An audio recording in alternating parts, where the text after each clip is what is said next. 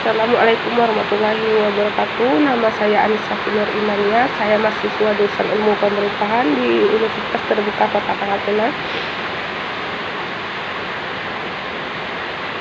Saya ingin menjawab tugas 1 mata kuliah Pancasila. Sejarah Pancasila merupakan fakta yang tidak dapat ditertakan dari sejarah bangsa Indonesia. Fakta sejarah Pancasila dapat ditemukan di dalam beberapa sumber sejarah resmi dan otentik seperti pada dokumen Risalah Sidang BPUPK, Risalah Sidang PPKI, Pidato Soekarno 1 Juni 1945 tentang lahirnya Pancasila, dan pembukaan Undang-Undang Dasar Negara Republik Indonesia tahun 1945.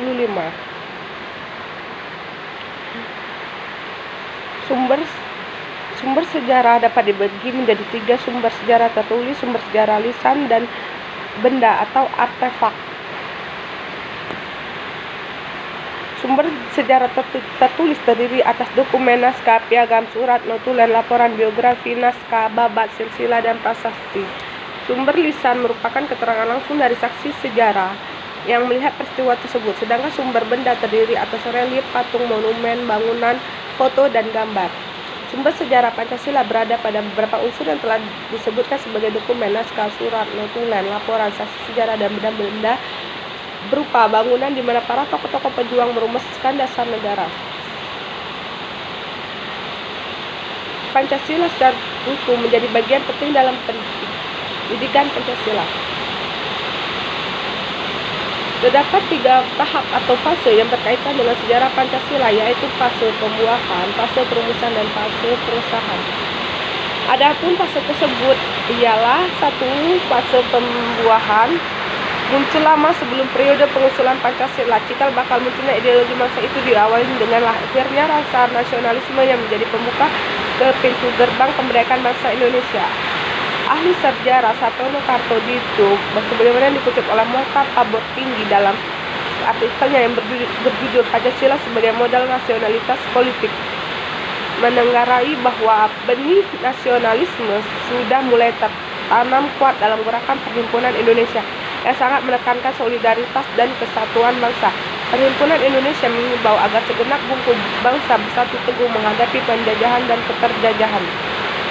Sejak tahun 1934, Perhimpunan Indonesia atau PI di Belanda mulai merumuskan konsepsi ideologi politik.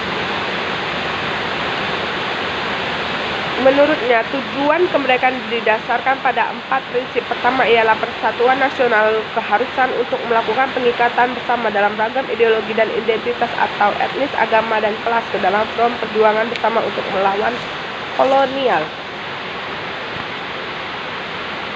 Peristiwa tersebut merupakan modal politik awal yang sudah dimiliki tokoh-tokoh pergerakan sehingga sidang maraton BPUPK yang difasilitasi Laksmana Maeda tidak sedikit pun ada intervensi dari pihak penjajah Jepang. Para peserta sidang BPUPK ditunjuk secara adil bukan hanya atas dasar konstituensi, melainkan juga atas dasar integritas dan rekam jejak di dalam konstituensi masing-masing. 2. Fase perumusan. Perumusan dasar negara Indonesia merupakan merdeka mulai dibicarakan masa persidangan pertama BPUPK 29 Mei sampai 1 Juni 1945. BPUPK atau Badan Penyelidik Usaha Persiapan Kemerdekaan sendiri didirikan pada 29 April 1945 menyusul pernyataan PM Jepang Kunieki Koiso pada 7 September 1944 yang mengucapkan janji historisnya untuk memberikan kemerdekaan Indonesia di masa depan.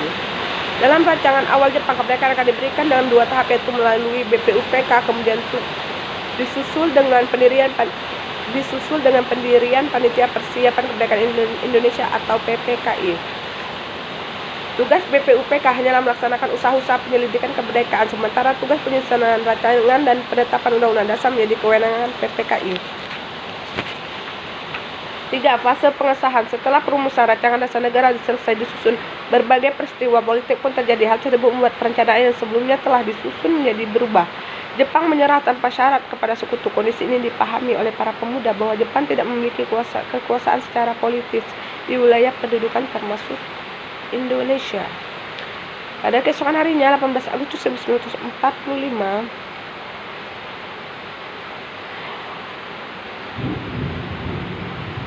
pada 17 Agustus 1945, teks proklamasi didiktekan oleh Muhammad Hatta dan ditulis oleh Soekarno pada dini hari. Naskah proklamasi kemudian diketik oleh Sayuti Melik. Proklamasi kemerdekaan RI pun dibacakan pada 17 Agustus 1945. Sementara naskah yang telah dipersiapkan oleh BPUPK yang disebut Piagam Jakarta tidak jadi dibacakan karena situasi politik yang berubah. Dan pada keesokan harinya, 18 Agustus 1945, PPKI mengadakan sidang untuk mengesahkan dasar negara. Sekian dan terima kasih. Wassalamualaikum warahmatullahi wabarakatuh.